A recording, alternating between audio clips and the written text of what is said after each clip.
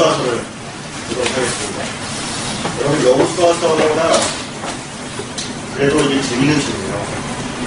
스토리가 있잖아요. 스토리가. 이야기가 있고, 스토리가 있고. 근데 여호수아서 맘먹고 있다가 딱 12장까지 재밌어요. 여호수아서는 총 24장으로 되어 있는데 12장까지 뭐 무슨 전쟁하고 뭐 하나님이 어떻게 하고 누가 또 배신하고 뭐 아간 같은 놈 뭐 요런 매력하고 또 왔다가 이렇게 하다가 13장부터는 딱 나누긴 하는데 굉장히 재미없어요. 같은 얘기 계속 반복돼요. 지파별로 뭐 어디서부터 어디까지 누구 줬어 이거 굉장히 재미없는데 우리는 되게 재미없어. 우리 땅이 아니니까. 근데 이스라엘 민족들은 이거 되게 재밌어요. 지금도 여호수아서가 굉장히 중요한 거예요. 왜냐하면 자기 족속에 이게 토지구잖아요. 그러니까 어디서부터 어디까지 봤지. 여기 우리 거에 왔지. 그래서 지금도 그 기준이에요. 지금도 여전히 이게 기준이에요.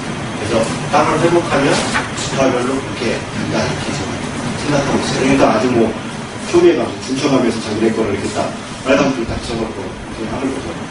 네, 여호수아서가 이제 그런 배경들이 있어요. 근데 제가 이제 강의하는 첫 번째 줄에 여호수아서를 모세 5경의 성취다. 그런 의미에서 모세 6경이라고 한다. 이렇게 얘기했죠. 그러니까 우리가 창세기, 출애굽기, 레위기, 민수기, 신명기 이 5권을 한마디로 뭐라 그래요? 히브리어로 토라라고 했어요. 토라라는 말이 율법이잖아요. 계명, 명령, 토라예요. 5권이 토라하고 그리고 다른 말로 모세 5경 혹은 광야 5경 이렇게 얘기해요. 광야 시대에 썼다 해서 광야 5경.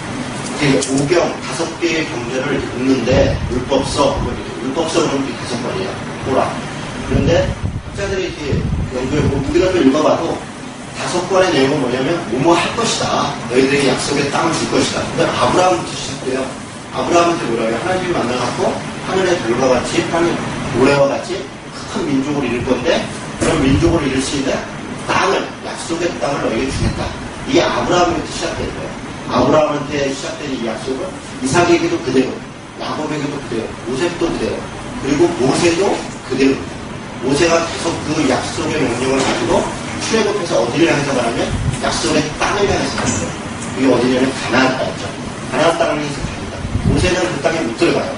그리고 여호수아가 그 땅에 들어가는 거예요. 그 무슨 얘기냐면 지난 500여 년 동안 약속하고 진행되어 왔던 일들이 언제 성취되냐면 여호수아 때 성취되는 거예요.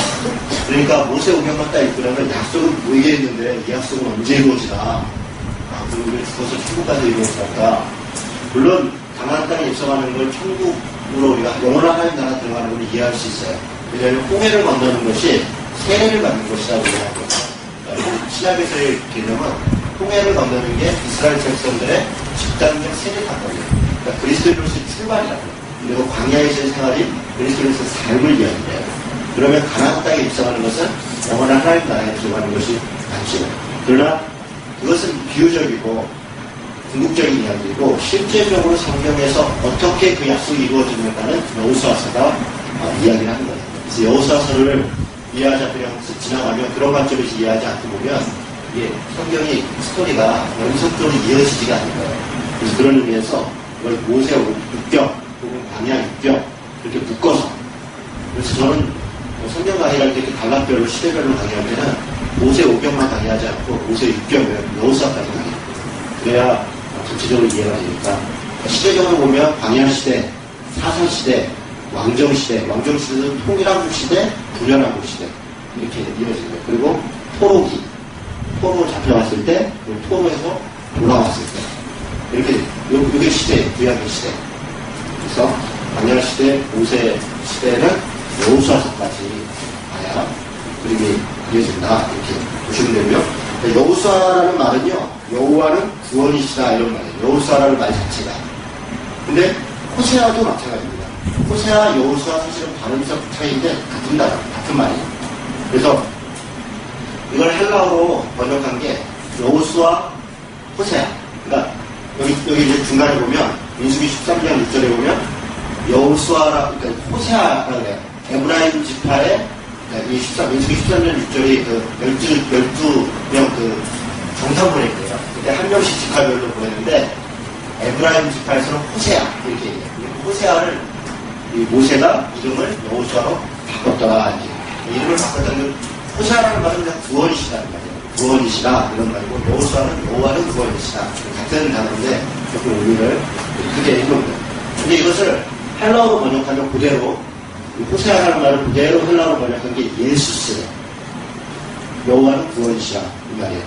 근데 우리 성경에는 이 숫자를 빼먹었어요. 그래서 예수 이렇게 원래 예수님의 이름은 정확히 헬라어로 예수스가 예수스. 그래서 이게 영어가 사실 영어가 좀 후져요. 영어는 예수스라는 발음이 안 나와요. 영어 발음으로. 그러니까 이거를 이렇게 J로 해갖고 JESUS.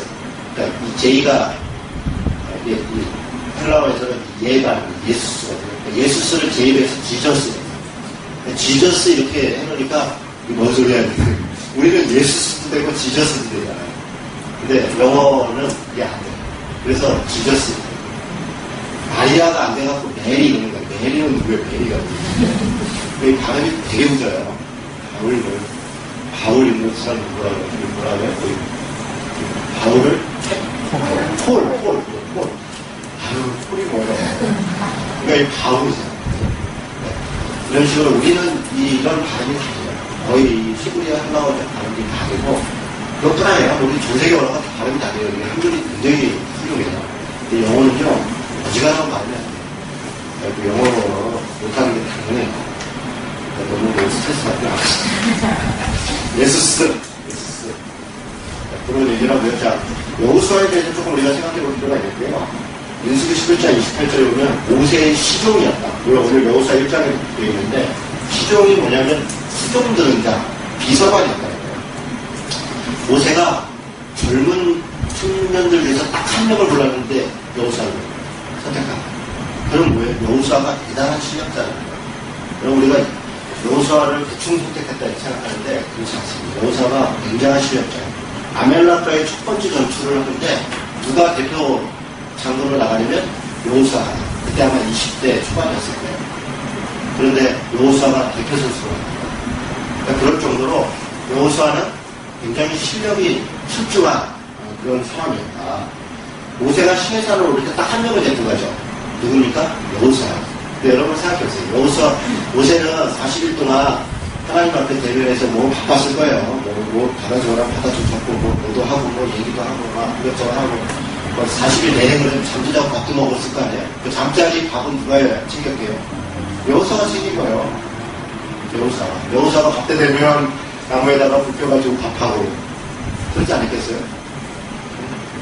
그렇게 하고, 이런저런 뭐 산에서, 물론 이제 만나를 먹었겠다, 그럴 수도 있겠죠. 어쨌든 그 근처에서 모세를 40일간 시정드는 역할을 여호수아가 하는 거예요. 회막에서 모세가 일을 하고서 그런 장면들이 다 써있는 거예요. 하나님과 이제 모세가 회막에서 일을 해요. 그리고 나오자면 회막 문 앞을 누가 지키고 있냐면 여호수아가 지키고 있어요. 여호수아가 그 앞을 지키고 있고 모세가 퇴근한 다음에도 회막을 여호수아가 지키고 있어요. 그러니까 여호수아는 굉장히 충성 있는 사람이에요. 그 모세에 대한 충성심 그리고 하나님에 대한 충성심이 대단합니다. 에브라임 지파를 대표하는데 에브라임 지파가 가장 큰 지파입니다.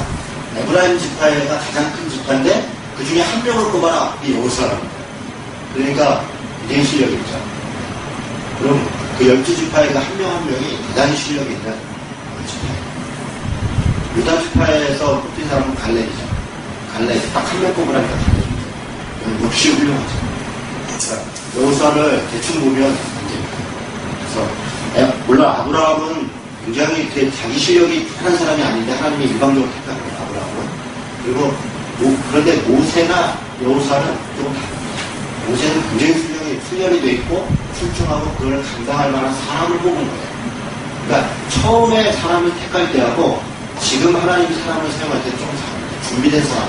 그러니까 하나님 앞에 준비하고 최선을 다하고 작은 일에 충성하고 그런 사람들이 더 큰 일을 맡겨줍니다. 그냥 가만히 있는데 어느 날 이렇게 붙잡아다가 돌멩이 쓰듯이 징그럽지 않습니다. 그러니까 거기 어느 시점을 지나가면 쓸만한 사람들을 써요. 쓸만한 사람들을 적재. 근데 그 쓸만한 사람들이 순종하지 않으면 그 사람을 사용하지 못하는 거죠. 다른 사람도 쓰시죠. 그러니까 그 순종하지 않으면 자기 손해인 거예요. 쓸만하니까 일을 맡기는 거예요. 그런 과정들을 좀 보실 필요가 있습니다. 자, 모세의 후임으로 여호수아가 지명이 되죠. 그리고 여호수아에게 안수할 때 지혜의 성령이 임하였더라 이렇게 표현해요. 그러니까 성령이 임하였죠. 물론 성령이 함께했지만 특별 지도자로서의 필요한 지혜를 그때 임하였더라 이런 표현들이 34장 9절 26절 16절에 보면 그런 표현들이 있습니다.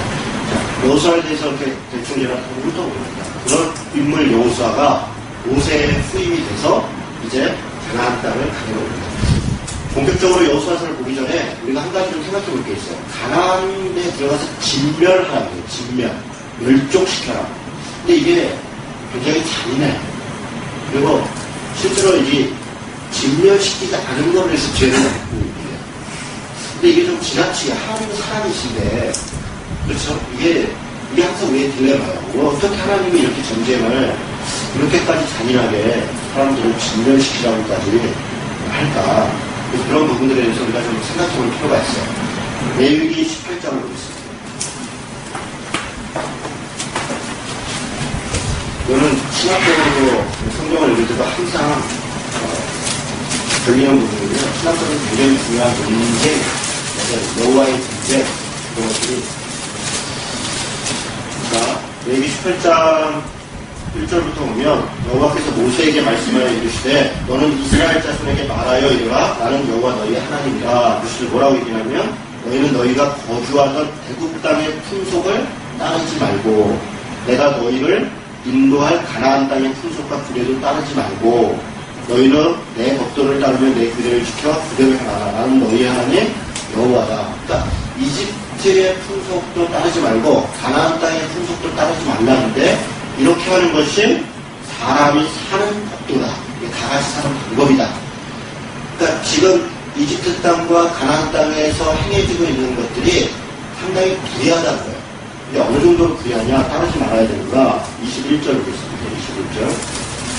19절부터 21절부터 보면 18장 21절 너는 결단코 자녀를 몰래에게 주어 불로 통과하게 함으로 내 하나님 이름을 욕되게 하지 말라. 나는 여호와니라. 이게 무슨 얘기냐? 가나안 땅에 가거든 이런 얘기예요. 몰렉에게 자녀를 주었다는 것은 자녀들을 그 몰렉이라는 신한테 불로 태워 주었다는 거예요. 그게 범죄를 되었다는 거예요. 굉장히 잔인하죠. 사람에 대한 인격적 이 돌봄, 관심 이런 게 없어요. 그리고 너는 여자와 동침함같이 남자와 동침하지 말라. 이는 가증한 것입니다. 이 동성애를 얘기하죠. 너는 짐승과 교합하여 자기를 더럽히지 말며 여자는 짐승 앞에 서서 그것에 교접하지 말라. 수가이죠. 동물과의 관계. 그러니까 성적으로 타락했는데 굉장히 극단적으로 그러니까 그 성적 윤리 자체가 없는 거예요. 보세요. 자식을 신에게 바치고 자기는 성적으로 타락하고 이걸 왜 자기가 완전히 극단적으로 중심이 된 사회예요. 제가 그 선악과 이야기를 상세히 하는 기억이 나시죠. 자기가 중심이 된 사회에 자기 권력, 양육 방식, 이런 적자 생존 이렇게 되면 그냥 내가 하는 게 법이에요. 그러니까 다른 피해, 윤리, 도덕 이런 것은 없어요. 그러니까 극단적으로 타락한 시대 이런 것들을 얘기합니다. 그래서 24절에 너희는 이 모든 일로 스스로 더럽히지 말라. 내가 너희 앞에 쫓아내는 족속들이 이 모든 일로 말미암아 더러워졌고 그 땅도 더러워졌으므로 내가 그 악으로 말미암아 벌하고 그 땅도 스스로 그 주민들을 토하여 내느니라. 그러니까 이미 그 땅이 엄청난 그 부패와 부정과 소돔과 고모라 같은 거예요. 그래서 소돔과 고모라처럼 멸망하지 않으면 너무 많은 피해들이 있을 거예요. 그런 아주 극단적 멸망 이 사태죠. 바벨탑 같은 것이죠. 바벨탑 같은 때 완전히 멸망하잖아요. 그러니까 그런 시기적으로. 그러니까 이것은 보편적이진 않아요.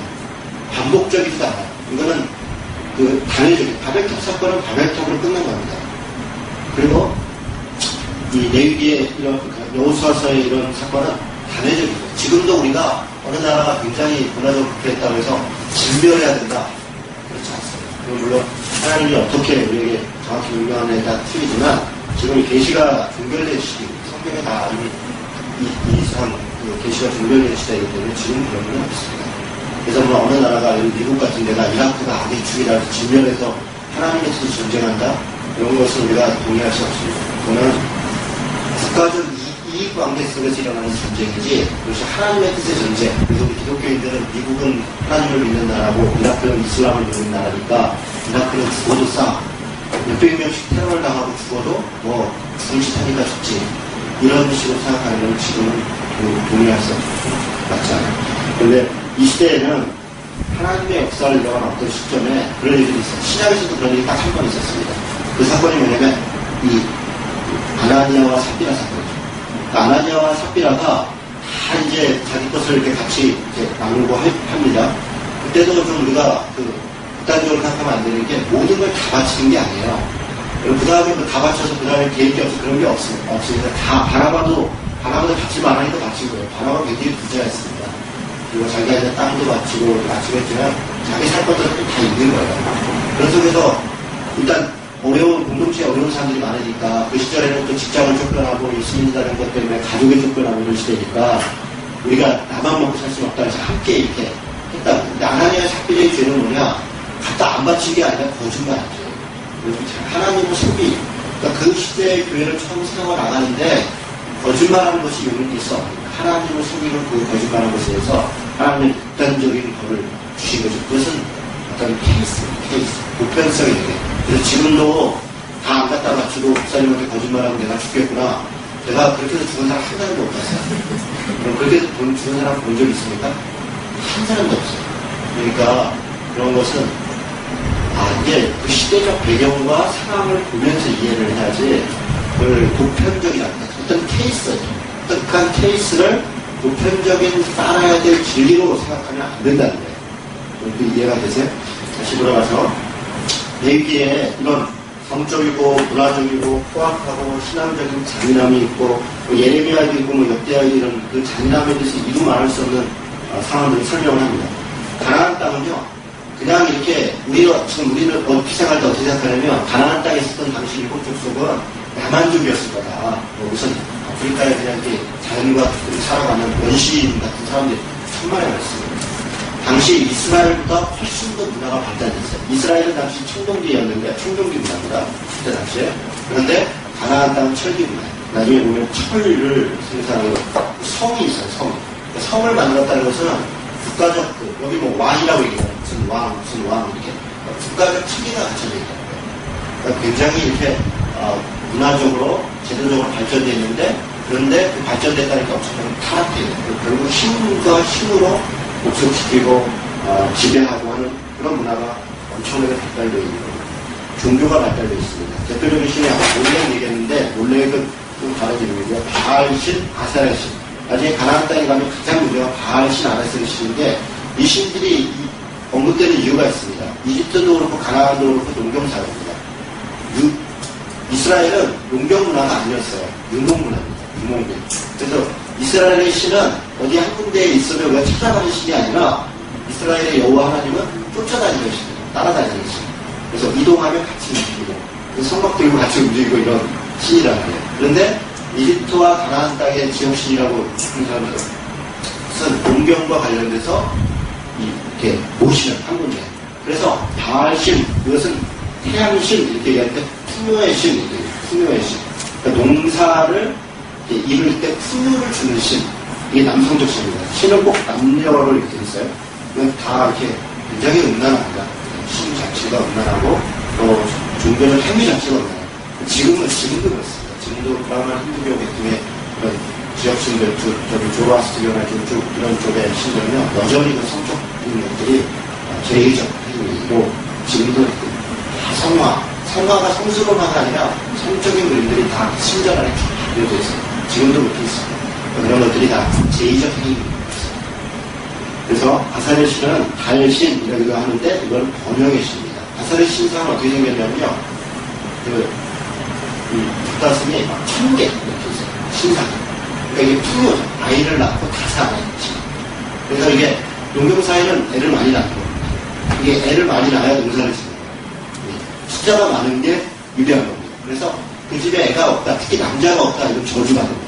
그래서 그런 것들이 이 이스라엘의 신적인 것에 영향을 받는 거예요. 그래서 하나가 아들이 없어가지고 막 보통 아들이 없으면 말지. 그러니까 왜 그렇게 하냐면 이런 게 세속적인 것들이 들어와서 지금도 마찬가지입니다. 우리 유교문화, 농교문화였기 때문에 아들 없으면 큰일 나는 자리잖아요. 농사 짓는 시대라는 거죠. 요즘은 딸들이 입동하면 훨씬 더 잘하는데 농사 짓는 시대가 아니니까. 그러니까 아들 낳아야 된다, 대를 지어야 된다, 이거는 성경적인 관점은 아니에요. 그런 물론 이제 유대교도 우리 문화적으로 우리 동양 문화하고 비슷합니다. 우리 지중해 중간에 있는데 이스라엘이 독특한 게 이쪽은 유럽이고 밑에는 아프리카고 이쪽은 아시아예요. 그 중간에 있어요. 그래갖고 이 세 가지 지역의 문화가 다 있어요. 근데 특별히 유럽이, 원래 이스라엘이 유럽에 들어간 겁니다. 들어가는데 뭐 팔레스타인이 다 유럽 쪽에 들어가잖아요. 그런데 그 지역적으로는 유럽 문화인데 그 지역적 부분은 아시아예요. 그래서 문화가 다 아시아예요. 거기를 중앙아시아 옆에 무슨 아시아예요? 아시아로. 문화는 다 유럽 문화예요. 그러니까 독특하죠. 사람들이 그러면 피부 색깔이 어떠냐? 피부 색깔이 우리랑 비슷합니다. 그러니까 황인종 쪽에 가깝죠. 그래서 뭐 백인으로 예수님을 그리고 이러면 그들의 착각이죠. 그리고 예수님은 무슨 색깔을 그려야 되나 그게 뭐 꼭 중요한 것도 아니에요. 무슨 지저스 크라이스트 이런 거에 백인을. 그래서 교회마다 막 백인 예수님을 사진 걸어놓고 애들도 막 그런 거 안 거는 게 좋습니다. 예수님 그렇게 안 생기셨어요. 전혀 그렇게 안 생기셨어요. 괜히 그걸 보고서 막 예수님 저렇게 생겼나 보다. 뭐 비슷하게 생긴 예수님처럼 생겼어요. 지가 봤나? 그게 안 생겼어요. 예수님은 팔레스타인의 전형적인 농부의 모습이에요. 그냥 평범한 사람이라는 사람. 그래서 우리가 자꾸 이렇게 우리가 생각하는 어떤 멋있게 생긴 사람 막 그런 게 예수님이었으면 좋겠다. 우리 생각이죠. 그렇지 않다는 자, 다시 돌아가서 가나안 족속을 진멸하라고 했는데 이유가 뭔가? 이건 이 시대에 하나님의 나라를 가나안 땅에 새로 만들어져 갈 때는 그곳에 있는 문화와 어떤 정치적인 것과 그런 습성과 이런 것들이 침해되지 않도록 하기 위해서 완전히 진멸하지 않으면 그런데 나중에 사사시대가 왜 오냐면 그 명령을 지키지 않아요. 오늘 여호수아서를 보겠지만 몇 군데 진멸하지 못했거나 안 했거나 그리고 그냥 같이 동화돼서 살다가 사사시대에 보면 그들의 문화가 동화돼서 결국은 그들이 타락하고 그걸 막기 위해서 진멸하라고 명령하는데 그 약속, 그 명령을 지키지 않아요. 해면 끝까지 안 지켜요. 처음부터 끝까지 안 지켜요.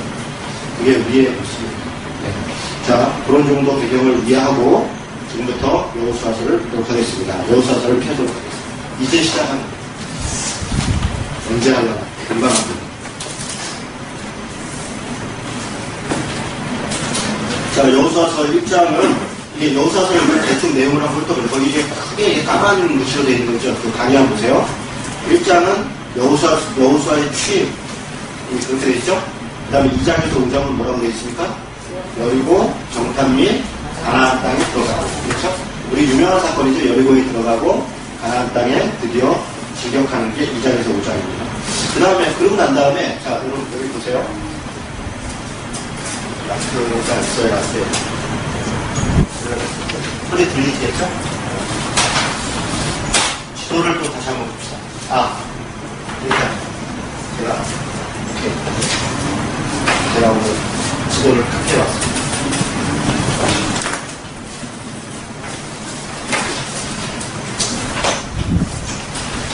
자, 지도 한번 잠깐 보죠. 뒤에 주시고요. 이제 12시 바로 놔둔 가나안 땅입니다. 거기 여러분 갈릴리 보이세요? 갈릴리? 거기다 동그라미 이렇게 쳐놓으세요. 보기 좋게. 그 다음 밑에 사해 보이세요? 사해 염에? 예, 거기. 그리고 그 가운데 이렇게 쭉 선이 있죠? 요로로 그 갈릴리에서 사해까지. 그게 요단강입니다. 요단강을 이렇게 쭉 그려놓으세요. 그 다음에 지중해 왼쪽에 보이세요? 지중해라는 건 바다라는 거죠? 바다 경계가 쭉 있습니다. 그 다음에 여기에 지중해가 있고, 갈릴리, 그 다음에 밑에 사해. 이렇게 돼 있고, 그 사이에. 그러니까, 자, 요단강을 중심으로 해서 오른쪽. 여기를 뭐라고 그러겠어요? 이게 요단 동편입니다. 가나안 동편. 그죠? 가나안 동편. 가나안 맞은편. 혹은 요단 맞은편이라고 얘기하는 지역이 바로 여기입니다. 여기 위에 보면 암몬 보이죠? 암몬? 밑에 모압 보이죠? 원래는 여기가 모압이 더 넓었겠죠? 암몬도. 그런데 여기를 이스라엘 백성들이 장악했죠. 그래서 므낫세, 갓, 루벤, 므낫세 이렇게 우리 땅들이 나눠지게 보이죠. 므낫세는 왼쪽에도 있어요. 보이세요? 왼쪽에도 므낫세가 있죠. 그래서 여기를 두 지파가 루벤, 갓, 므낫세 반지파가 이 요단 동편, 여기를 길르앗 지방이라고 해요. 그러니까 여호수아서나 기타 나중에 이제 길르앗 지방이 이루면 요단 동편을 얘기하는구나 이렇게 이해하시면 됩니다. 그리고 므낫세는 또 이쪽에 반지파는 또 이쪽에 살았습니다. 자, 여리고가 어딘가 한번 찾아보세요. 여리고 보이세요? 그 에브라임 땅 있는데 그 밑에 길갈 여리고 보이세요? 여리고 이렇게 동그라미 쳐놓으세요. 첫 번째 들어간 데가 여리고예요. 그러니까 이 갓 지파하고 루벤 지파인데 이쪽에서 이로 들어갔겠죠? 그 딱 들어가 보니까 여기가 중간이잖아요. 그죠? 가나안 땅이 중간. 저 윗지방이 있고 중간 지역이 있고 밑에 아래 유다 시몬 땅이 있는 데가 있죠. 그죠? 그래서 이거를 여리고에 들어가서 첫 번째 전투는 어떻게 시작되냐면 이걸 중부 전투라고 해요. 이 일대에서 장악을 해요. 그리고 싸움이 다시 위로 올라가요. 북부 전투를 하고 그리고 남부 전투를 하고. 그래서 중간부터 치고 들어간 거예요. 무슨 인천 상륙작전 한 것 같아요. 그러니까 밑에서부터 치고 올라간 게 아니고 위에서부터 내려온 것도 아니고 중간을 딱 치고 들어가서 거기를 장악하고 그래서 위아래를 단절시킨 상태에서 위를 치고 아래를 치고 이 전략적으로 굉장히 훌륭한 전략입니다. 그래서 이런 걸 우리가 가만히 보면 이게 대단하다. 물론 하나님께서 계획가운데 이렇게 일을 하시는데 이게 합리적인 방식들이 전쟁을 수행해요. 됐죠? 집에 이렇게 놓으시고요. 그래서 6장에서 8장은 가나안 중부전투고요. 남쪽부터 먼저 가는군요. 9장 10장이 남쪽 가나안 남부전투 9장 10장 가고 11장부터 15장까지 가나안 북부전투를 가고 11장이 가나안 북부전투고 그 다음에 12장까지 가나안 전투를 총결산하고 그렇죠? 그리고 13장부터 22장까지 땅을 나누고 그리고 23장에서 24장 여호수아의 구별사 및 여호수아의 주곡 이런 것들이 23, 24장 이렇게 지금 여호수아가 이렇게 그려져 있다 이렇게 생각을 하고요. 하나씩 보도록 하겠습니다. 1장 1절입니다. 1장 1절 같이 읽습니다. 시작. 여호와의 종 모세가 죽은 후에 여호와께서 모세의 수종자 눈의 아들 여호수아에게 말씀하여 이르시되 여기 모세가 죽었어요. 이런 게 하나님께서 가만히 보면요. 출애굽기도 모세 여기서는 모세가 죽은 후에 그러죠. 사사하게 가면 여호수아가 죽은 후에 한 인물을 사용하시고 한 인물이 한 시대를 대표해요. 모세가 한 시대를 대표하고 아브라함 대표하고 여호수아의 시대 이렇게 한 인물로 이렇게 쭉 내려가요. 그래서 모세가 죽은 후에 여호와께서 모세의 수종자 눈의 아들 여호수아에게 말씀하여 이르시되 뭐라고 얘기하시냐면 1장 2절에 보니까 내 종 모세가 죽었으니 이제 너는 이 모든 백성과 더불어 요단강을 건너서 이스라엘 자손에게 주는 그 땅으로 가라. 그죠? 이스라엘 자손에게 주는 그 땅, 이 땅이 어느 땅이에요? 가나안 땅, 이게 약속의 땅이라는 거예요. 1장 6절에도 보니까 뭐라고 되어 있냐면 1장 6절에 내가 그들의 조상에게 맹세하여 그들에게 주리라 한 땅, 그 땅을 향해서 이제 드디어 들어가는 거예요. 그래서 이것이 약속의 성취입니다. 모세 오경의 성취. 그 약속의 연장선상에 있다. 이렇게. 4절에 보니까 곧 광야와 이 레바논에서부터 이 레바논이라는 단어는 사실 후대에 좀 삽입된 것 같아요. 왜냐하면 레바논은 당시 그때는 이런 언어가 없어요. 레바논이 어디냐면 이 지도로 보면 갈릴리 윗지방 갈릴리 지금 거기가 레바논이에요. 예. 지금 이 요단 동편 이쪽은 지금 요르단이고요. 갈릴리 위가 이 레바논 그 위에가 시리아 지금 이렇게 돼 있어요. 그러니까 저 윗지방 레바논에서부터 큰 강 곧 유브라데 이 유프라테스라고 했죠? 기억나시죠? 유프라테스강, 티그리스강, 거기가 메소포타미아 문명시죠? 그 유프라테스강을 경계까지 해쪽 속의 온 땅과 또 해지는 쪽 대해까지 너희의 영토가 되리라. 해지는 쪽 대해가 지중해를 얘기하는 겁니다. 이쪽까지 너희 영토가 될 것이다. 이렇게 지금 영토를 약속하고 있는 겁니다. 이것도 이미 우리가 영어로 봤었죠. 아브라함 때도 이런 표현들이 있었고 신명기에도 그런 땅에 대한 이렇게 경계들이 있었죠. 이런 것들이 조금씩 반복입니다. 자, 7절부터 보면 오직 강하고 극히 방대하여 나의 종 모세가 내게 명령한 그 율법을 다 지켜 행하고 우로나 좌로나 치우치지 말라. 그러면 어디로 가든지 형통하리라. 우리는 형통하리라 여기에다가 아주 눈이 번쩍 뜨요. 아, 형통하는구나. 어떻게 하면 율법을 지키고 좌로나 우로나 치우치지 아니하면. 사실 이 말은 신명기에서 모세가 계속 반복했던 말의 반복이고 레위기에서 얘기했던 말의 반복이에요. 새로운 말이 아니에요. 이거 갑자기 보고서 막 은혜가 되고 막 여기서한테 이렇게 형통하라 그랬더니 형통해야 은혜가 돼서 그렇죠. 앞부분 얘기는 그렇지 않고.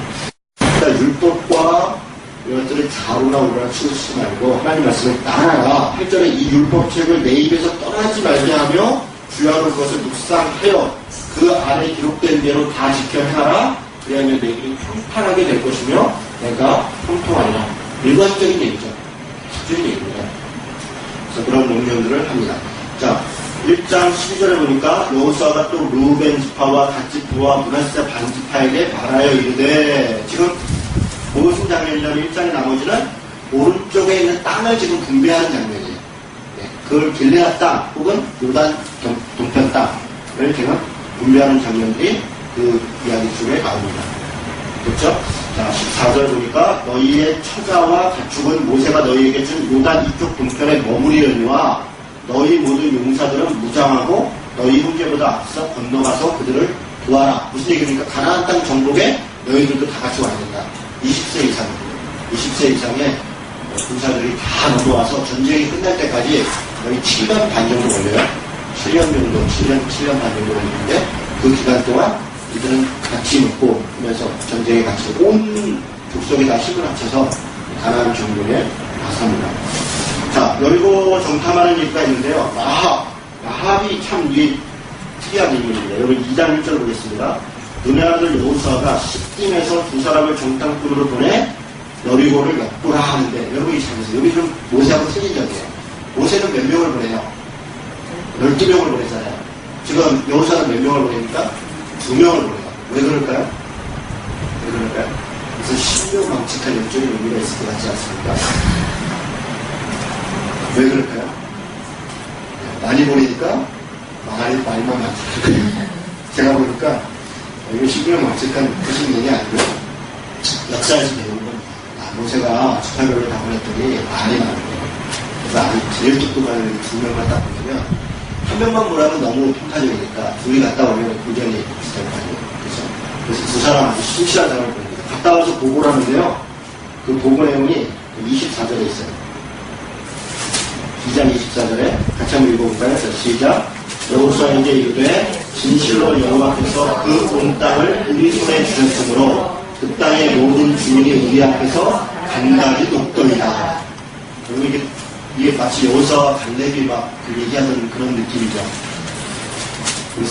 지혜롭죠. 이미 전쟁을 하기로 결심을 했고 하나님의 명령이 떨어졌으니 이건 뭐 조건 그래서 지형을 보고 녹화해요. 근데 갔는데 여리고로 들어갔는데 여리고 주막으로 가요. 이 정탐꾼이. 이 사람들도 지혜로워요. 주막을 왜 갑니까? 주막이 사람들이 지나다니는 통로예요. 거기 와서 뭐 누가 어땠대더라, 누가 저땠대더라, 정보의 본사를 준다, 거기가. 여기가 정보의 본사지. 그러니까 이 동네를 알려면 주막으로 가는 거예요. 요즘은 어떨까요? 요즘은 어딜 가야 어떤 걸 할까요? 여러분 그 교회를 개척할 때 중요한 거죠. 교회를 성장시킬 때 지역에 좋은 소문이 나야 되는데 지역 사람들이 어디 가서 딱 두 군데입니다. 하나는 부동산이고요. 또 하나는 가게예요. 그래서 지혜로운 사람들은 제가 놀라서 안 해요. 뭐 있으면 그러니까 인근 부동산과 가게에 조금 갖다 줘요. 교회에서 왔는데요. 그리고 사람들이 와서 이 동네 좋은 데가 어디에요? 부동산에 처음에 계약할 때 그 사람한테 물어요. 그리고 가게에 와서 누가 사는지 물어요. 그죠? 그러니까 그런 통로를 잡아야 돼요. 그런 통로를. 우리도 그렇게 할까요? 이 주막에 가는 겁니다. 마음이 뭐 역시나 이 보세요. 11절 보세요. 11절. 2장 11절 보니까 우리가 듣자 곧 마음이 녹았다. 이 무슨 얘기 10절부터 보니까 이미 라합이 이스라엘 백성들에 대해서 아주 정확한 정보를 알고 있어요. 어떤 정보는 이는 너희가 애굽에서 나올 때 여호와께서 너희 앞에서 홍해물을 마르게 하신 일과 너희가 요단 저쪽에 있는 아모리 사람의 두 왕 시온과 오게게 한 일, 곧 그들을 전멸시킨 일을 우리가 들었습니다. 다 알고 있죠. 라합이 다 알고 있어요. 그러니까 라합이 이 두 사람을 숨겨주잖아요. 그리고 부자가 왔을 때 숨겨주잖아요. 왜 숨겨줘요? 이미 알고 있는 거예요. 아, 저들이 반성하다. 그래서 저들이 안 된다. 이런 것들을 다 알고 있고, 지금 라합은 판단을 하는 거야. 아, 우리는 끝장났구나. 나라도 살자. 다시 그런 마음이 있는 거예요.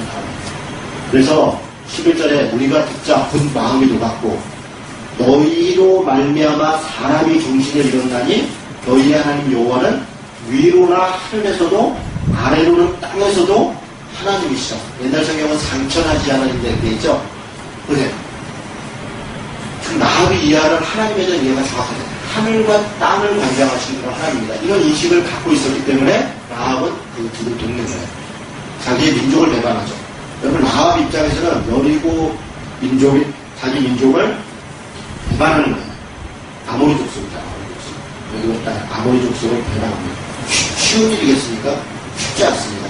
근데 이렇게 하기까지에는 분명한 정보와 이해를 가지고 있는 거예요.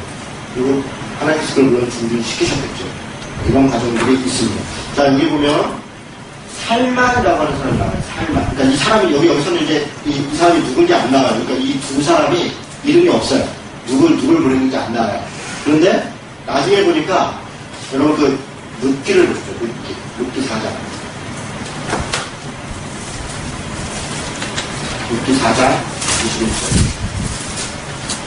이 두 사람이 이름이 안 나오는데 룻기 4장 21절에 보니까 살모는 보아스를 낳았고 이렇게 되어 있다. 살모는 보아스를 낳았어요. 여기 잘 보죠. 살몬이 보아스를 낳았어요. 그런데 그렇게 놓고서 마태복음 1장을 한번 보세요. 마태복음 1장 5절에 보니까 살몬은 라합에게서 보아스를 낳았고 이렇게 되어 있어요. 그러니까 살몬이 보아스를 낳았는데 라합이 부인이에요. 라합이. 아하, 이 지키는 게 있어요. 이 두 사람, 이 중에 한 명이 살만이에요. 살몬이에요. 그리고 이 이야기가 여기 있는 이유가 있어요. 룻기도 나오미와 룻의 아름다운 사랑 이야기가 아니에요. 그게 핵심이 아니에요. 살몬이 보아스를 낳고 그 보아스가 오벳을 낳았고 오벳이 이사를 낳았고 이세가 다윗을 낳았더라. 이 얘기를 하려고 그 얘기를 하는 거예요. 무슨 나오미와 룻의 아름다운 사랑 이야기가 중요한 게 아니고 이 역사 속에서 이해가 되세요? 라합 얘기를 왜 하는가? 라합이 없어도 어쨌든 여리고를 점령했는데 굳이 하는 이유가 그 예수 그리스도의 축복까지 이해한 스토리를 이렇게 맞춰가는 거예요. 그래서 이렇게 전체적으로 보면 이게 이야기가 또 다른 의미로 다가와요. 됐죠? 2장 24절 보겠습니다. 2장 24절에 아까 우리가 읽었던 그 보고이고요. 자, 3장은요. 드디어 여리고 땅으로 들어가는데 아주 특이한 장면이 하나 있어요. 3장 6절을 보겠습니다. 3장 6절 같이 읽습니다. 자, 시작. 여호수아가 또 제사장들에게 말하여 이르되 번역회를 메고 백성 앞에 서서 건너라 하매 곧 번역회를 메고 백성에 앞서 나아가야 된다. 자, 강을 건너가는데 누가 먼저 가냐면 제사장들이 번역회를 메고 먼저 들어가요. 그리고 그런 정도가 아니라 13절에 보니까 온 땅에 주 여호와의 궤를 맨 제사장들의 발바닥이 요단 물을 밟고 멈추면 요단 물 곧 그 위에서부터 흘러내리던 물이 끊어지고 한 곳에서 쌓여 있습니다. 들어가면 물이 어느 곳에 멈춰서 쌓여 있을 거라는 거예요. 그리고 17절에 보니까 여호와의 언약궤를 맨 제사장들은 요단 가운데 마른 땅에 굳게 거기 서 있고 그 모든 백성이 요단을 건너기를 마칠 때까지 모든 이스라엘은 그 마른 땅으로 건너갔다. 무슨 얘기입니까? 처음에 제사장들이 먼저 들어갔고 그들은 중간에 서 있는 거예요. 백성들이 다 건너갈 때까지. 다 건너간 다음에 제사장들이 그 뒤로 건너간 거예요. 여러분 이게 지도자의 모습이에요. 그러니까 우리는 사족 붙이면 또 무슨 말인지 알겠죠. 이게 교회 직분자가 되고 이 교회 지도자가 된다는 것은 그런 겁니다. 어려운 일을 먼저 하는 거예요. 그리고 그 위험을 감수하는 것입니다. 그러니까 책임은 무한한 책임을 주는 거예요. 사실은 지도자는 교회든 아니든 마찬가지예요. 책임은 무한하게 지고 그리고 권리는 최대 투구하는 거예요. 책임은 다 내 책임이다. 그런데 그건 알아서 하시고 그게 지도자들의 모습. 성경의 가르침은 일관성이 있습니다. 예수님이 그렇게 얘기하는 거예요. 섬김의 모습. 세상 사람들은 법과 권리로 세상 지도자들은 자기 권한을 행사한다. 그러나 너희들은 그렇지 않으니 너희는 혼자가 작은 자를 섬겨야 할지니라. 섬기어서 지도자가 되라 이런 얘기 없어. 거기다 또 뭐 리더십 붙이고 뭐 그런 필요 없어. 그냥 섬기는 거예요. 그냥 지도자 못 돼갖고 큰일 나는 거예요. 그러니까 뭐 외지가는 게 다 지도자가. 그래서 우리 애가 하여간 뭐 섬기든 뭐라든 다 좋아. 일단 지도자가 되자. 너는 섬겨서 지도자가 되고 착해서 지도자가 되고 뭐 해서 지도자가 돼야 돼. 아니, 지도자 안 되는 게 맞습니까? 여러분 그 너무 지도자 되려고 피곤해요. 어제 제가 주일날 설교할 때 알렉산더 얘기했죠. 전쟁터에서 죽는다니까요. 우리가 평범하게 살면 전쟁터에서 안 죽어도 돼요. 고성도서 가져가고 행복하게 살다가 그렇게 살면 되지. 전쟁터에서 그 힘든 일 하다가 특히 여기 비참하게 죽어요. 저는 그런 마음이 전혀 없습니다. 근데 여러분 안 그랬으면 좋겠어요. 잘 살아나가면 자, 그런 장면들을 여러분 보고 여러분 그 요단강이 3장 15절에 보니까 곡식 거두는 시기에는 항상 언덕에서 넘치더라 이렇게 되어 있는데 지금 요단강을 건널 때가 곡식 거두는 때라고 해요. 이게 이제 늦은 비예요. 소위 얘기하면 늦은 비. 지난번에 신명기에서 하나님께서 이른 비와 늦은 비를 주셨다. 이른 비는 10월 정도라고 했죠. 늦은 비는 4월, 5월 때예요. 그러니까 곡식 거두는 때가 늦은 비가 있을 텐데 비가 많이 내려요. 그래서 이때 강폭이요. 제가 여기가 적어놨는데 평소에는 30m 정도 된대요. 30m. 그런데 우기가 되면 추수기에는 1600m가 된대요. 1km가 넘는 거예요. 1km, 1.5km. 가까이가 되는 거예요. 1600m. 그러니까 이 요단강을 건넜다는 게 그냥 이제 내가 건넜다 이렇게 보시면 안 돼요. 굉장히 어려워요. 그래서 물이 또 거기서 홍해처럼 갈라진 게 아니라 저 위에서부터 멈춰선 거예요. 저 위에서 물 무대기가 저 위에 굉장히 한 30km 가까이 올라가서 그다음에 지난번에 김동 선사가 요단 선사가 오래됐던 곳에서 얘기를 하는데 그 멈춘 지점들이 한 10km 위에서 거기서 물이 멈추니까 여기는 그냥 평지가 되네요. 그렇게 이제 이스라엘 땅에 그렇게 멈출 때들이 더러 있다고 해요. 뭐 물로 막히기도 하고. 그래서 이게 이게 좀 증거적으로 해석하는 분들은 이제 특별한 이렇게 우리 갑자기 끊기고 그런 게 아니라 그 시기에 그런 일들이 있었고 우연에 일치다는데 우연에 일치면 그게 기적이죠. 우연히 일어났는데 그때 일치했으면 그래서 좋은 해석입니다. 그런데 우연히 또 하필 그때 일어났네요. 그러니까 하나는 안 믿으려고 해요. 어떻게 해서든지 안 믿으려고. 우연의 일치라고 해서 우연도 이상한데 일치까지 됐으니 대단하시다. 저는 그쪽 믿고 가겠다. 하여간 안 믿으려고 지나가면 됩니다. 자, 그리고 물 속에서 돌멩이를 갖고 와서 동편 경계 길갈. 길갈은 뭐냐면 넘어온 거예요. 시띠면 이쪽이고 길갈은 이쪽입니다. 여리고 바로 나중에 이제 지도 보시면 알겠지만 길갈이 여리고 바로 옆에 있습니다. 그것이 그 소위 거점이에요. 거점. 그래서 전쟁 갔다가 다시 길갈로 돌아오고 갔다가 다시 길갈로 돌아오고 나중에 사울도 길갈이 중심입니다. 길갈, 시띠 이런 것들이 중심 도시예요. 그래서 이런 것들이 길갈 이름이 잘 나오죠. 거기다가 이제 돌로 세워서 하나님이 우리를 도우셨다. 물 속에 있는 돌을 들고 나온 거예요. 하나님이 건너게 하셨다 이런 증표를 삼고요. 5장 2절에 보니까 할례를 해놓습니다. 그러니까 이게 참 이게 특이해요. 전쟁을 앞두고 있거든요. 지금 전쟁을 하는데 할례를 해요. 할례가 뭔지 아시죠? 지금으로 얘기하면 학용수술 같은 겁니다. 그러면 이 남자들이 움직일 수 있겠어요? 없겠어요? 못 움직이죠. 그런데 이게 이런 행동들이 또 그리고 나서 또 6월절을 해요. 6월절. 그 며칠 동안 그냥 거의 못하고 그러고 있는 거거든요. 그런데 전쟁을 하겠다는 사람은 잘 먹어야 되고 공간에서 이렇게 무슨 얘기입니까? 전쟁은 너희들이 하는 게 아니라 그리고 여리고성을 그리고 여리고성을 쳐들어가는 게 아니라 또 돌아요.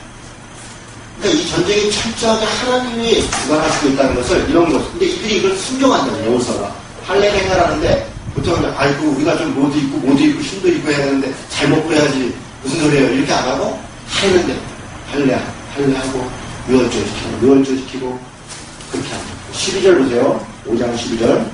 5장 12절 보니까 또 그 땅의 소산물을 먹은 다음 날에 만나가 그쳤으니 만나가 그쳤죠? 이스라엘 사람들이 다시는 만나를 얻지 못하였고 그 해에 가나안 땅의 소출을 먹었더라. 무슨 얘기입니까? 들어가서 농사졌다는 얘기예요. 농사 지니까 소출이 나오니까 만나가 그쳤어요. 이제는 스스로 농사에서 먹고 살아야 되는 그런. 그러니까 광야생활은 농사 짓지 않아도 되는 시대였어요. 하나님이 그냥 주셔요. 그런데 불평불만해요. 하나님이 주시면 싫어. 왜냐? 적당하게만 주십니다. 나는 그만큼 먹고 싶은데. 농경사회가 시작되면서부터 싸움이 시작됩니다. 만나가 있는 시대에는 서로 더 먹으려고 싸울 일이 없어요. 같이 먹으니까. 그런데 가나안 땅에 들어가면서부터 지파끼리 싸움이 시작돼요. 나중에는 지파끼리 땅을 팔고요. 노예가 되고요. 그게 레위기에서 나오는 거예요. 노예가 되고. 그래서 신년, 안식년 이런 게 필요한 거예요. 같이 더불어 사는 게 아니라 하여간 더 가지려고 그런 일들이 시작이 되는 거예요. 그러니까 만나 시대가 좋은가? 아니면 가나안 땅에서의 시대가 더 좋은가? 만나 시대가 좋은 겁니다. 만나 시대가. 그래서 그런 장면들도 좀 눈여겨볼 필요가 있겠습니다. 13절에 보니까 같이 한번 읽습니다. 자, 시작. 여호수아가 여리고에 가까이 이르렀을 때에 눈을 들어본즉 한 사람이 칼을 빼어 손에 들고 마주 서 있는지라. 자, 이제 본격적 전쟁하기 시작하는데 누가 칼 들고 딱 서 있어요. 누구라 그래요? 지금 14절에 보니까 여호와의 군대 대장이다.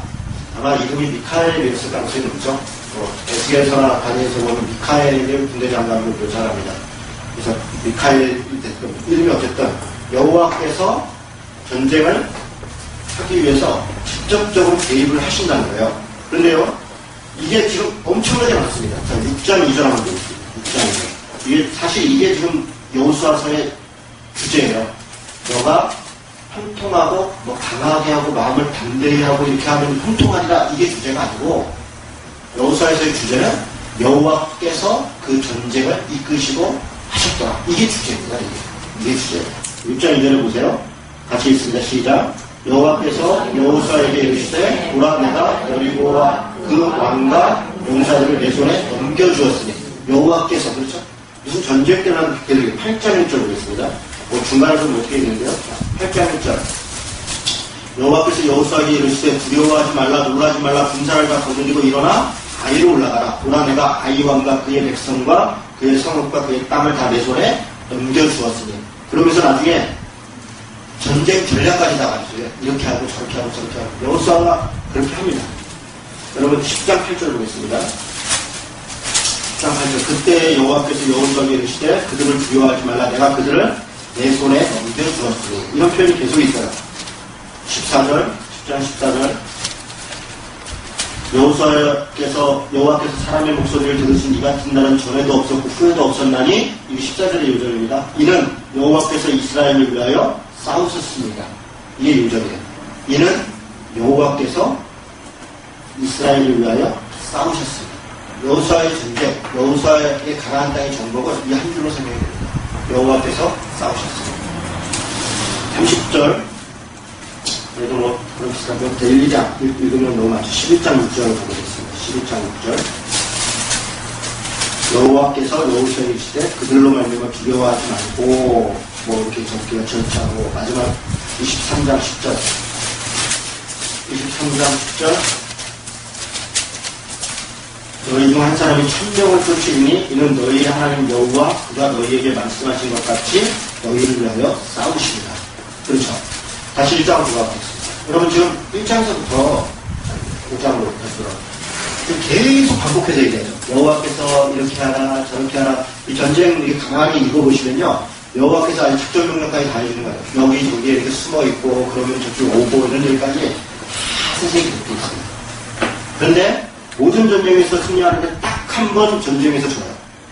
딱 한 번 져요. 그게 무슨 전쟁입니까? 여리고 성문 무너뜨렸죠? 그러고 난 다음에 7장에 가서 전쟁에서 집니다. 자, 한번 보세요. 7장. 7장에 아이성 전투에서 대패를 합니다. 자, 7장 2절 보겠습니다. 7장 2절. 1절부터 보겠습니다. 1절. 같이 있습니다. 시작. 이스라엘 자손들이 온전히 바친 물건으로 말미암아 범죄하였으니 이는 유다 지파 세라의 증손 삽디의 손자 벨리의 아들 아간이 온전히 바친 물건을 가졌습니다. 여러분 보시면 기록들이 참 재미있는데요. 구체적으로 누구 아들인데 누구가 너무 톡톡도 못하는 거예요. 그러니까 이런 기록들을 보면 성경이 얼마나 실제적 기록인가를 알 수 있어요. 이런 식으로 구체적으로 기록되어 있는 기록이 없습니다. 이런 지정되었고. 자, 그래서 2절에 보니까 여호수아가 여리고에서 사람을 베델 동쪽 베다웬의 곁에 있는 아이로 보내며 그들에게 말하이르되 올라가서 그 땅을 정탐하라 하매 그 사람들이 올라가서 아이를 정탐하고 갔는데 찾아보니까 3,000명쯤 올라갔는데 아이 사람이 그들을 30명쯤 쳐 죽이고 뭐 이렇게 대패해가지고 뒤로 도망갔어요. 그랬더니 여호수아가 옷을 찢고 6절에 이스라엘 장로들과 함께 여호와의 배 앞에 땅에 엎드려 머리에 티끌을 뒤집어 쓰고 저물도로 있다가 여호수아가 깨달은 거죠. 이게 뭔 일이 있다. 그랬더니 하나님이 뭐라 그래요? 지파별로 나와라, 가족별로 나와라 등등등 해서 결국은 누굴 찾아냅니까? 아간을 찾아내고 그를 돌로 쳐 죽여서 악을 못 자게 된 겁니다. 그리고 난 다음에 8장 1절에 여호와께서 여호수아에게 이르시되 두려워하지 말라, 군사를 건드리고 아이로 올라라. 그런데 그럼 물론 대승을 거두죠. 7장 2절과 8장 1절에 차이가 있어요. 아이성 전투를 딱 한 번 전투에서 지는데 이때와 8장 1절에 차이가 있습니다. 무슨 차이가 있을까요?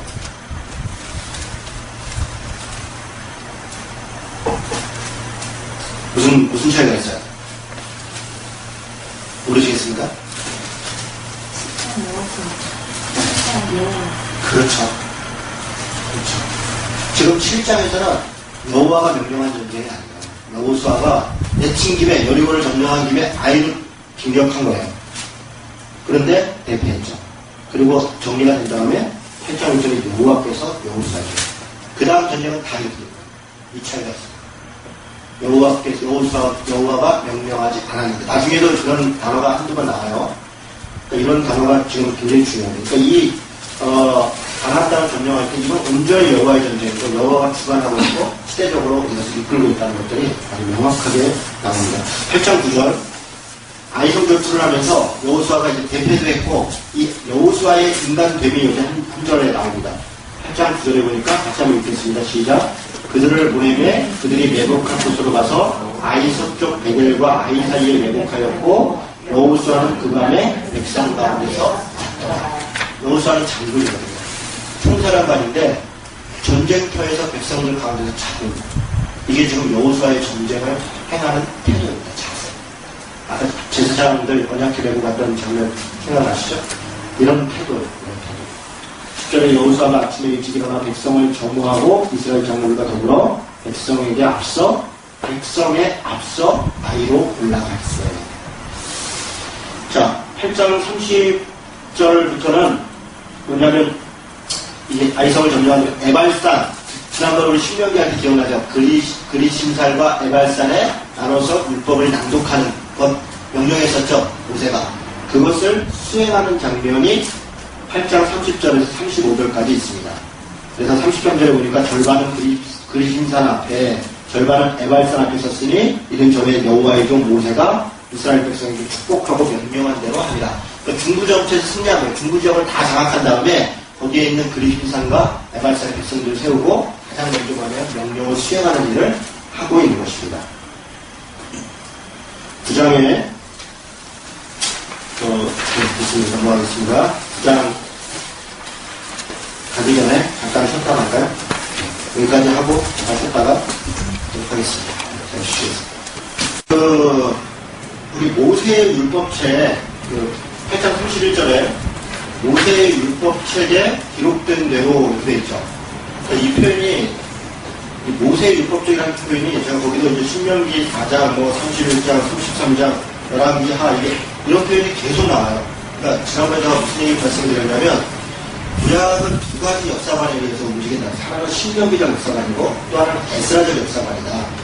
그러니까 모세오경과 기타 열왕기 상하적 이스라엘 땅이 멸망하기 전까지는 모세와 하나님이 맺은 언약 그리고 모세를 통해서 가르쳐진 그 내용을 준행하냐 준행하지 않느냐가 중심으로 돌아가는 거예요. 그게 기준이에요.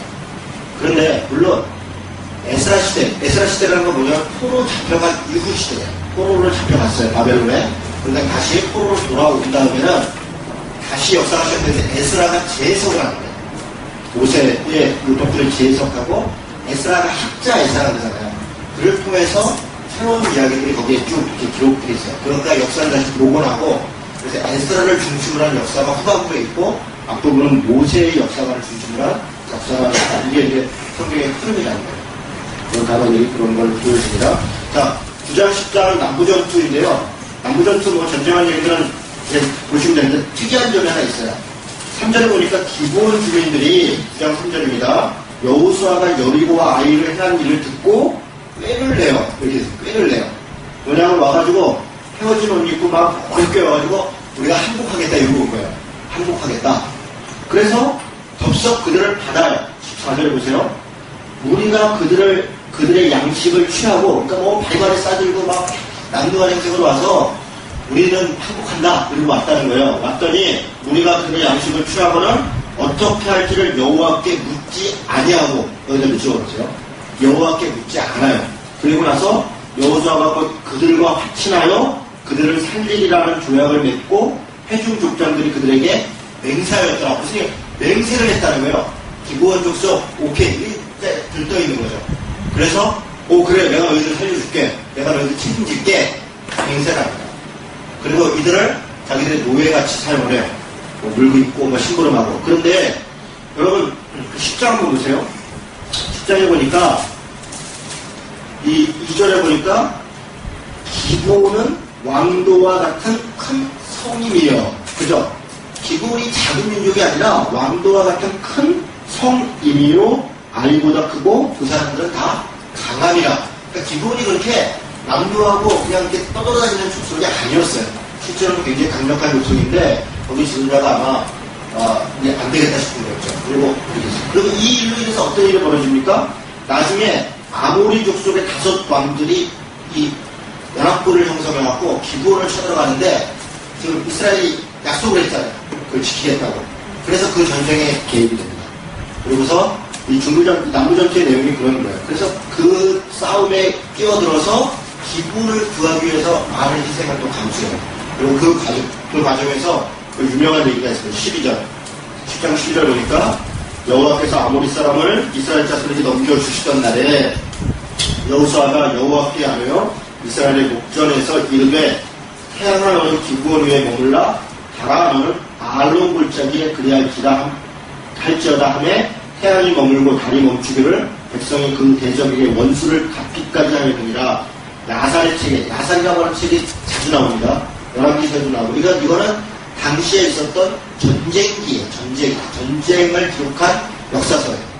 이런 야살이 쓴 그런 전쟁을 기록한 역사서에 태양이 중천에 머물러서 거기 종일토록 속히 내려가지 아니하였다고 기록되지 아니하였느냐 이렇게 됐습니다. 자, 이렇게 해서 어쨌든 전쟁에서 승리하게 되고 이렇게 했지만 그 기브온의 전을 받아들이는 것으로 인해서 상당한 어려움이 있습니다. 여러분 이제 목사님들 설교 중에 가끔 인용하는 예화 중에 나사라고 하는 미국에 나사가 조사를 했더니 우리나라 지구의 역사 중에 뭐 며칠이 빠지는데 그거를 뭐 나사 과학자들이 못 찾아서 찾다 보니까 성경에 있더라. 태양이 한번 멈춘 게 딱 일치하더라. 거짓말입니다. 거짓말은 아니겠죠. 잘 몰라서 그런 사실이 없습니다. 나사가 하도 그걸 인용하니까 문의가 많으니까 홈페이지에다가 아예 그런 연구를 한 적도 없고 그런 사실도 없습니다. 이렇게 아예 해놨어요. 그러니까 전혀 근거가 없는 예화를 들려서 자꾸 과학적 뭔가 이걸 이렇게 증명하려고 하는데요.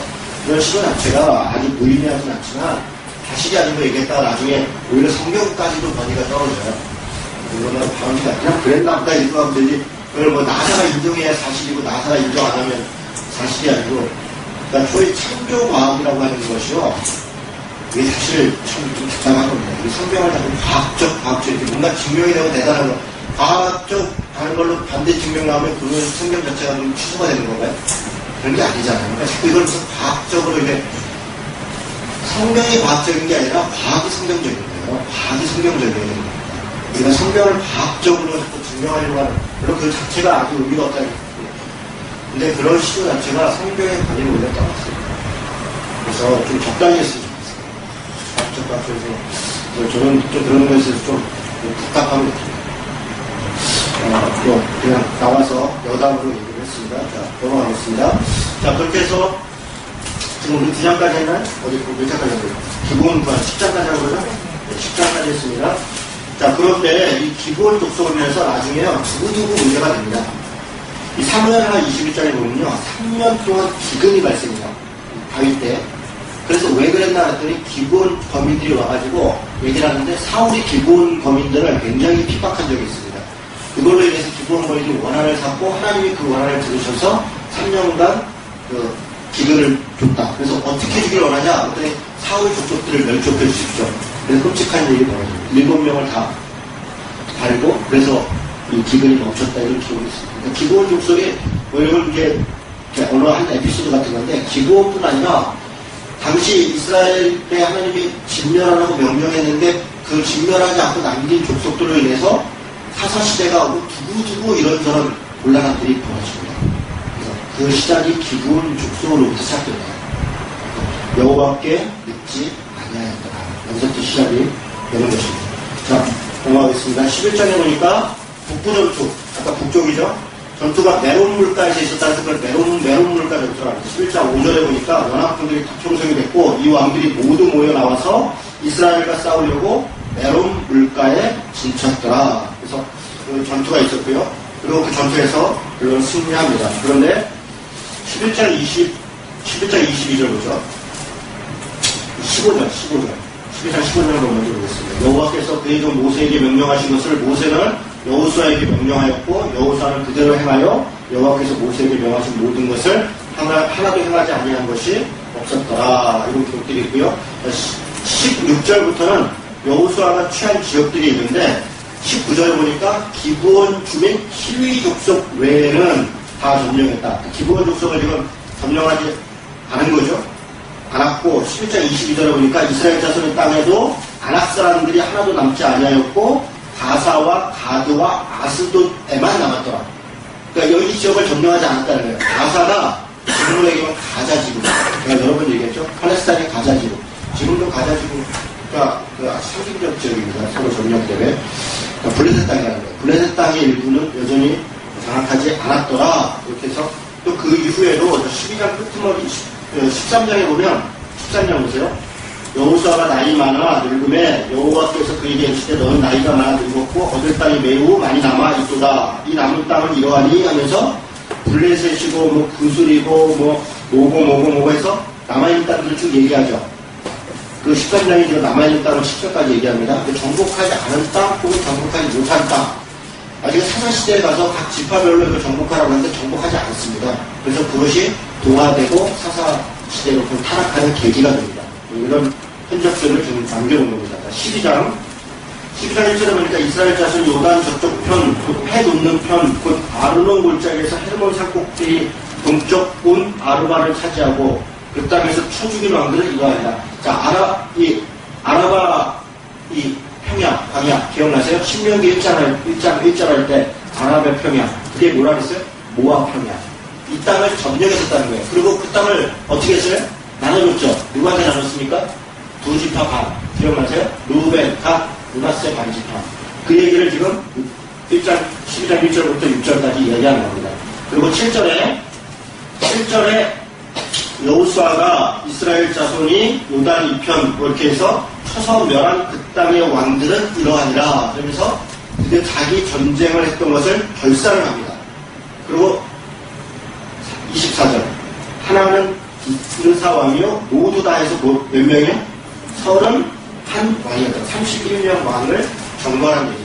자, 6년 반에서 7년 가까이 걸렸고요. 7족속 31명 왕이 진멸한 전쟁을 이긴 그런 기록을 마무리를 합니다.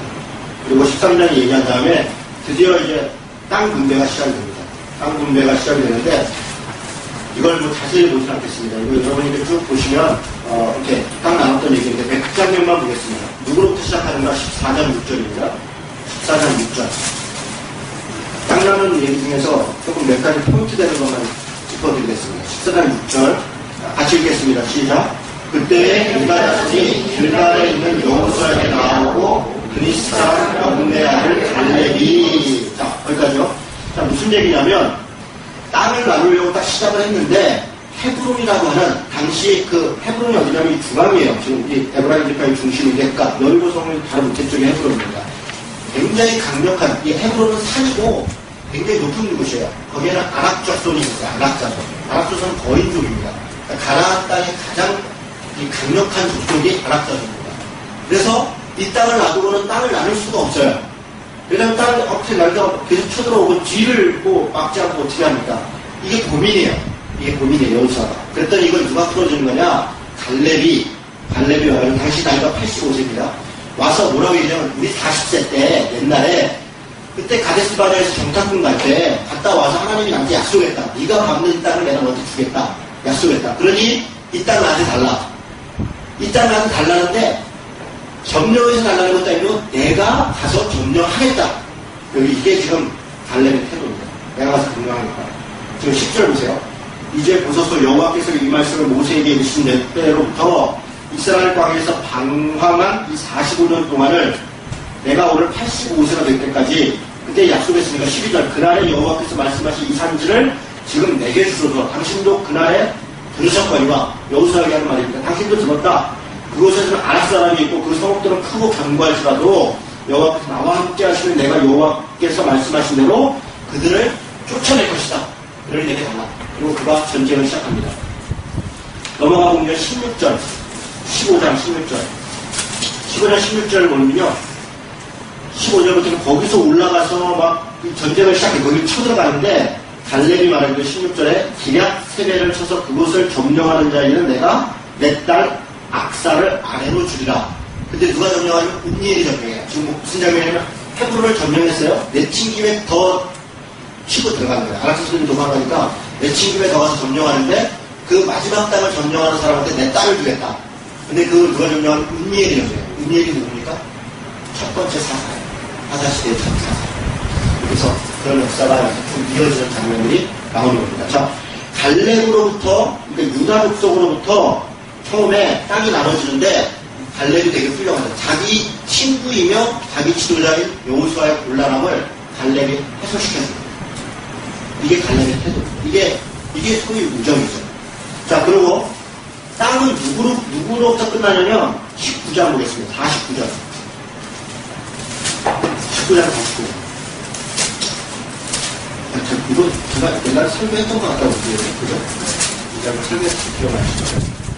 49절 이스라엘 자손이 그들의 경계를 따라 기업의 땅 나누기를 마치고 자기들 중에서 눈의 아들 여호수아에게 기업을 주었으니 곧 여호와의 명령대로 여호수아가 요구한 성읍 에브라임 산지 딥낫세라를 주매. 자, 무슨 얘기입니까?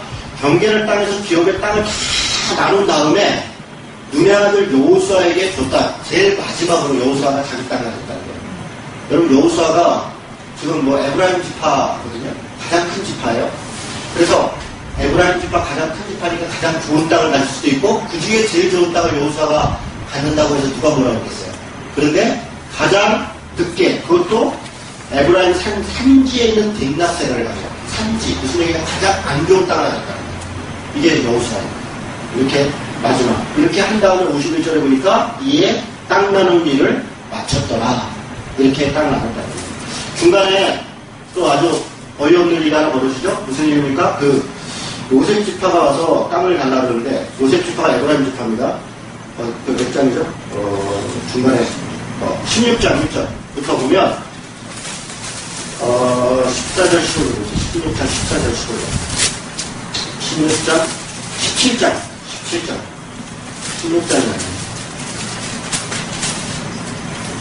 7장 14절 15절 이거 기록해보세요. 7장 14절 15절 같이 한번 읽겠습니다. 자, 시작. 요셉 자손이 여호수아에게 말하기를 여호와께서 지금까지 내게 복을 주심으로 내가 큰 민족이 되었거늘 당신이 나의 기업을 위하여 한 세기 한 금깃으로만 내게 주심은 어찌미니까 하니 뭔 얘기입니까? 요셉 지파 에브라임 지파인데 우리가 이 땅을 점령하기 위해서 우리가 민족도 크고 제일 수고도 많이 했고 고생도 많이 했는데 당신도 에브라임 지파인데 어떻게 우리를 똑같이 대하냐? 한 지파에 한 제비 뽑아갖고 땅을 나누자 우리한테 더 달라 이런 게 있잖아요. 더 달라.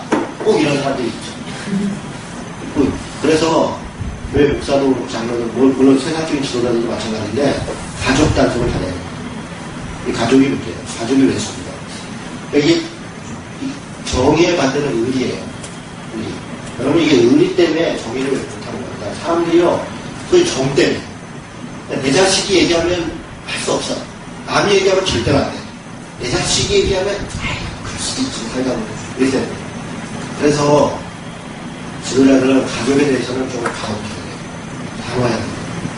그런 것들을 하자. 특별히 제가 교회 사모들이 문제예요.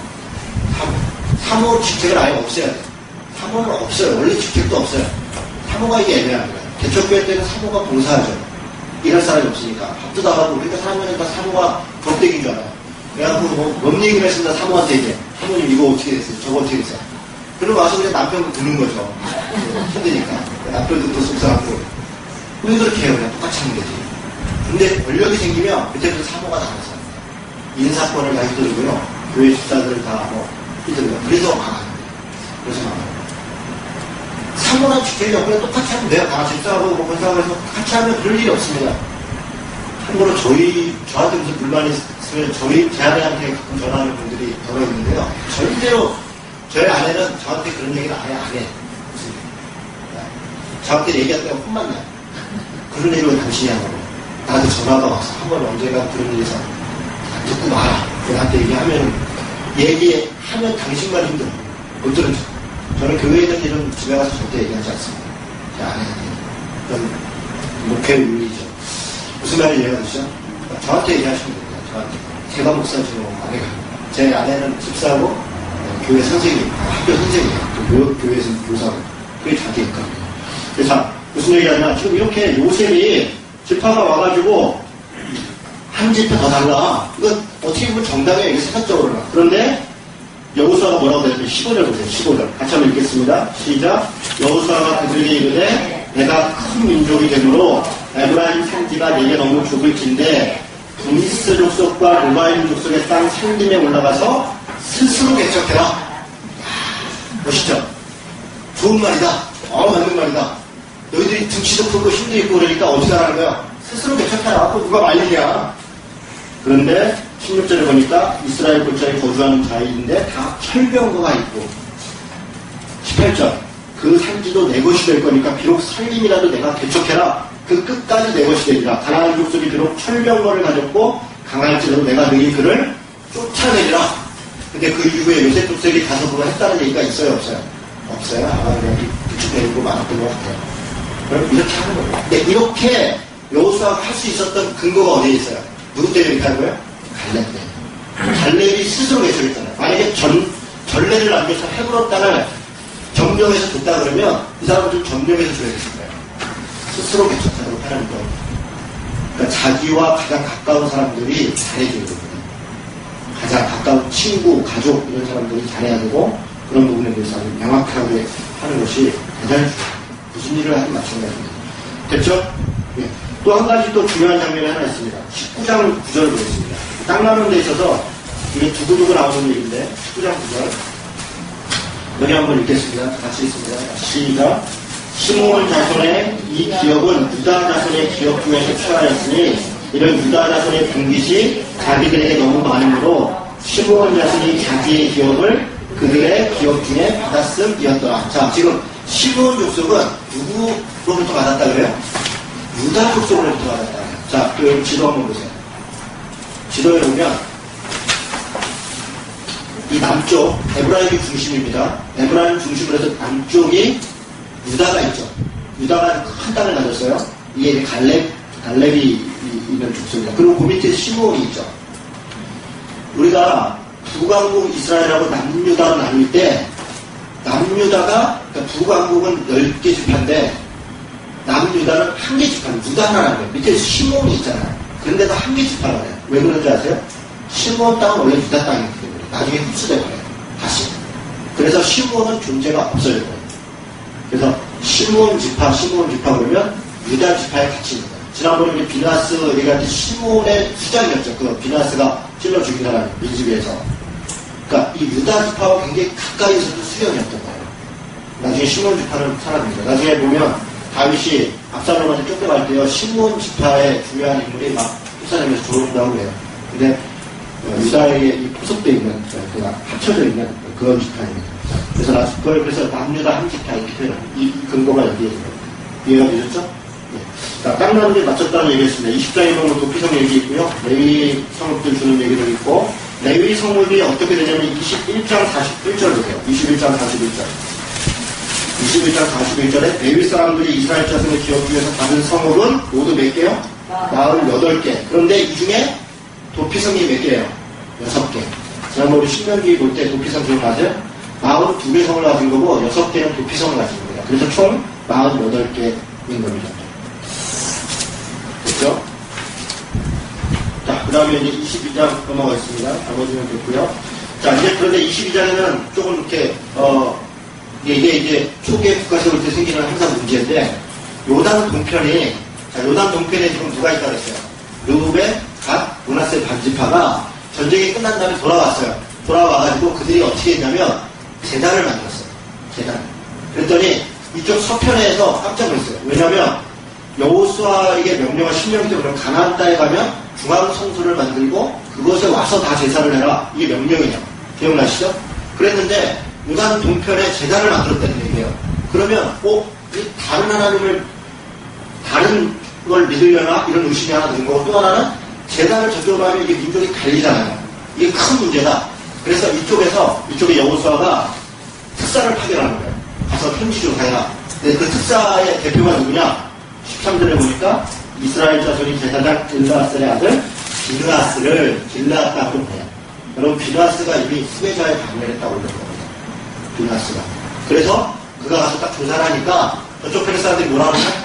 우리가 그런 생각하는 게 아니다. 우리 여기서 제사 지낼 거 아니다. 이거는 기념으로 만들었다. 혹시 우리 땅에 있는 사람들이 성전도 저쪽에 있으니까, 제단이 저쪽에 있으니까 하나님을 잃어버릴까봐 우리는 제사 지내려는 게 아니라 기념하려고 만든 거다. 그래서 비나스가 조사해서 가서 얘기하니까 그러면 괜찮다 이렇게 정리가 돼요. 그런 장면이 22장에 나옵니다. 그런 내용을 읽으시면 충분히 이해할 수 있습니다. 자, 23장 1절 말씀 같이 읽겠습니다. 시작. 여호와께서 주의 모든 원수들로부터 이스라엘을 쉬게 하신 지 오래후에 여호수아가 나이 많아 늙은지라. 우리 나이 많아 늙은지라. 다윗이 나이 많아 늙어. 이렇게. 나이 많아 늙으면 이제 돌아갈 길이 없는 것입니다. 돌아갈 길. 이거는 뭐 누구나 마찬가지예요. 그래서 14절에 뭐라고 되어 있습니까? 23절, 14절. 보라, 나는 오늘 온 세상이 가는 길로 가려노라. 온 세상이 가는 길이 어디입니까? 하나님이 아니죠. 온 세상에 한 번 죽는 것은 사람에게 정하신 일이요. 그렇죠? 근데 그 다음에는 심판이 있으리니.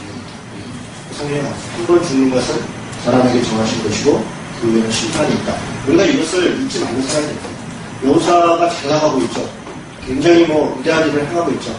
그러나 그도 나이 많아 있고 자기 길로 간다는 걸 알아야 겸손하게 자기 이렇게 수행될 일만 하는 것입니다. 자, 24장 넘어가겠습니다. 24장에 가니까 여호수아가 이스라엘 모든 지파를 세겜에 모으고, 세겜이 중요합니다. 여러분, 요단 서쪽에서 중요한 도시 두 개가 나오는데 그 길갈과 세겜이에요. 아까 길갈 보셨죠?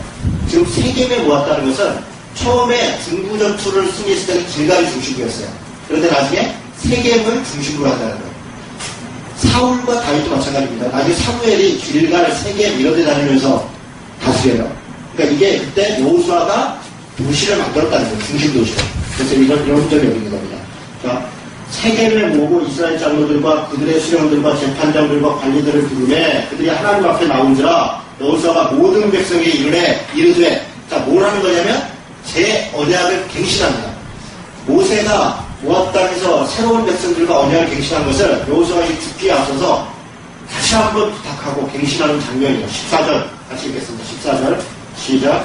그러므로 이제는 여호와를 경외하며 온전함과 진실함으로 그를 숨기라. 너희의 조상들이 강 저쪽과 애굽에서 숨기던 신들을 치워버리고 여호와만 섬겨라. 15절에 너희가 섬길 자를 오늘 택하라. 오직 나와 내 집은 여호와를 섬기겠다.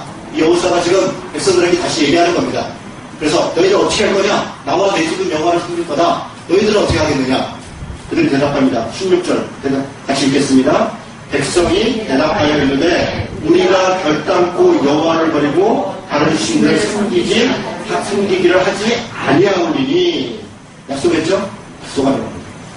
18절 여호와께서 또 모든 백성들과 이 땅에 거주하던 아모리 족속을 우리 앞에서 쫓아냈습니다. 그러므로 우리도 여호와를 섬기리니 그는 우리 하나님이십니다.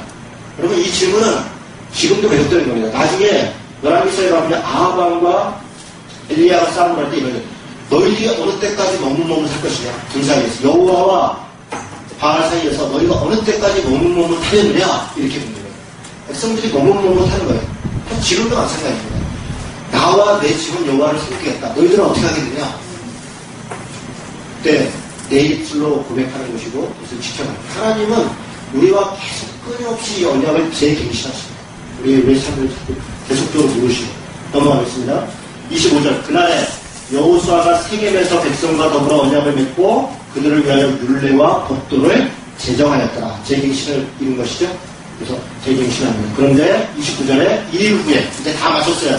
여호수아가 자기 일 다 마친 다음에 여호와의 종 눈의 아들 여호수아가 110세에 죽음에 그가 장사가 됩니다. 31절. 근데 이 31절 되게 중요해요. 동그라미 쳐놓으세요. 나중에 사사기를 들어갈 때 이 31절이 키워드입니다. 같이 읽습니다. 시작. 이스라엘이 여호수아가 사는 날 동안과 여호수아 뒤에 생존한 장로들 곧 여호와께서 이스라엘을 위하여 행하신 모든 일을 아는 자들이 사는 날 동안 여호와를 섬겼다. 사는 날 동안 여호와를 섬겼다. 여기서 보면 3년 동안 잘 섬겼나 보다.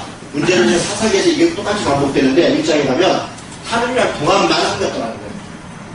한 세대가 딱 지나니까 다음 세대로 신앙이 전수가 안 됐어요. 왜 그랬습니까? 신명기 31장의 말씀을 지키지 않았습니다. 무슨 말씀이에요? 신명기 31장에 말씀을 읽으라고 했잖아요. 7년에 한 번씩 읽으라고 했는데 읽고 그 말씀을 다시 되새기라고 했는데 그런 일을 하지 않아요. 그러니까 당대의 사람들은 말씀을 들었고 아니까 충분히 그랬어요. 그런 것을 가르치지 않으면 모르는 거예요. 성경은 계속 읽고 반복해서 읽고 다시 새기고 다시 재번역하고 하는 과정들을 거쳐야 되는 것이에요. 이런 일들이 벌어집니다. 32절 또 이스라엘 자손이 애굽에서 가져온 요셉의 뼈를 세겜에 장사하니 자 보세요. 요셉의 뼈 이것도 좀 중요합니다. 요셉의 뼈를 세겜에 장사하는데 이것은 야곱이 100크시타를 주고 세겜의 아버지 하몰의 자손들에게 산 밭이라 이것이 요셉 자손의 기업이 되었더라. 이 얘기를 여기다 굳이 넣는 이유가 있어요. 요셉이 죽을 때 뭐라고 했어요? 내 뼈를 내 해골을 가지고 나가달라 그렇게 얘기했어요. 그리고 430년 후에 모세가 이스라엘 백성들을 나올 때 출애굽기에 뭐라고 되어 있냐면 모세가 요셉의 뼈를 해골을 가지고 유골을 가지고 나왔더라 이렇게 되어 있습니다. 그리고 그 뼈를 그대로 가지고 있는 거예요. 요셉의 뼈라고 하는 것은 상징입니다. 하나님께서 약속하신 이스라엘 백성이 주권자가 된 것을 그들을 잊지 않고 자기 후손이 계속적으로 전달해 나가는 거예요. 그리고 요셉은 세겜 땅에서 그 뼈를 장사 이렇게 해서 그 약속을 완성시킵니다. 그러니까 성경이 이게 앞뒤가 이렇게 흐름이 맞다는 게 이런 거 보면 놀랍죠. 창세기에 있었던 게 그대로 출애굽기에 그리고 여호수아에 그리고 그 다음에 신약으로 이렇게 연결이 되는 것들이 전체적으로 공부해보면 이렇게 다 이해가 됩니다. 전체적으로 공부해보면. 자, 이렇게 해서 여호수아서가 마쳐졌습니다. 여호수아서 다시 한번 리뷰해보죠. 1장부터 기억나시죠? 여호수아께서 그가 진격 명령이 있는 거죠. 2장부터 해서 여리고 전투 있었죠? 아이성 전투 있었죠? 아이성 전투에 딱 한 번 지죠? 뭐 때문에 그랬습니까? 불순종 때문에 그랬죠. 근데 불순종에 물론 아간 때문에 그렇다 이렇게 얘기했는데 아간만이 문제가 아닙니다. 여호수아도 교만해서 여호와의 명령이 없는 데서 전쟁을 올라갔대요. 그러니까 아간만의 잘못이 아닌 거예요. 그 여호수아의 잘못. 근데 여호수아는 엎드려서 회개하고 돌이키고 이렇게 하죠. 그러나 다시 여호와께서 전쟁을 이렇게 해서 아이성을 가죠. 중간중간 나왔죠. 여호와의 군대 장관이 계속적으로 명령하고 그 싸움을 계속하고 여호와께서 전쟁을 이루시는 장면도 쭉 봤죠. 중부전투, 남부전투, 북부전투를 끝내고 땅 나누기를 시작하는 거죠. 땅 나누기 누구부터 시작한 거예요? 갈렙부터 시작하고 유다지파부터 시작을 합니다. 그리고 누구로 마무리가 되고요? 유다로 마무리되죠. 그러니까 갈렙의 그 행동 그리고 여호수아가 땅을 나눌 때 공평무사하게 하는 것 그리고 지도자로서 자기가 제일 마지막에 받는 것 여리고를 강을 건너갈 때 제사장들이 덮개를 메고 들어가서 맨 마지막까지 남았다 나오는 것 이런 장면들이 여호수아의 중요한 장면들입니다. 그리고 기브온 족속을 받아야 됐다고 기억나시죠? 점령하지 않았던 족속들 여호와께서 명령하지 않았는데 그렇죠? 여호와의 명령이 없었는데도 그런 일들을 했고 그런 것들이 사사기로 연결이 되는 것입니다. 자, 오늘은 여호수아서였습니다. 혹시 질문이나 있으시면